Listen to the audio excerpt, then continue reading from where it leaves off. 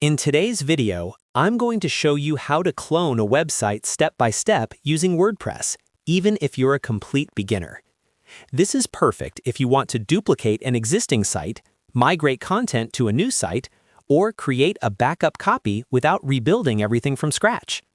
We'll go through the entire process together, from exporting your original site to importing it into a new one.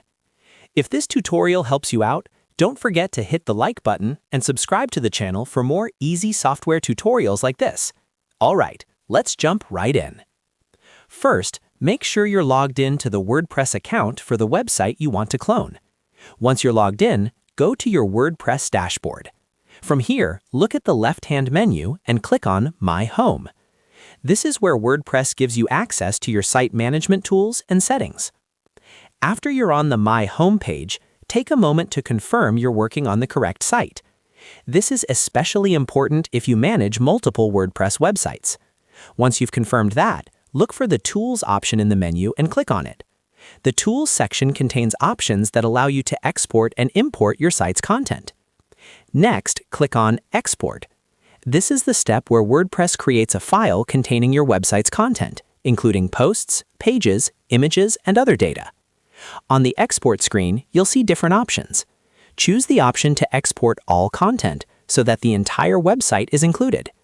Once everything is selected, click the Export button and download the file to your computer. Keep this file somewhere safe because you'll need it in the next steps. Now that the export is complete, it's time to import that content into the new site. Go back to the Tools section, but this time click on Import. You'll see a list of different importers. Look for the WordPress importer and click on Run Importer. If it's your first time using it, WordPress may ask you to install the importer. Just follow the prompts and continue. After the importer opens, you'll see an option to drag a file or click to upload one. This is where you upload the export file you downloaded earlier. Select the file from your computer and upload it. Once the file is uploaded, click on Import to start the cloning process. WordPress will now begin copying all the content from the original site to the new site. This can take a few minutes depending on how large your website is. Don't close the page while this is happening. Eventually, you'll see a message letting you know the process is complete and that you'll be notified when your new site is ready. Once you see the confirmation message, that's it. You've successfully cloned a website using WordPress. At this point, you can review the new site, make adjustments, update themes or plugins, and customize it however you like. And that's how you clone a website step by step.